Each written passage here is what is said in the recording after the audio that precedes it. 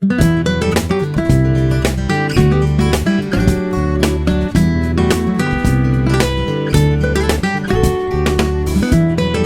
பேர் சாந்தி குணசேகரன். நான் மதுரையிலேருந்து வரேன்.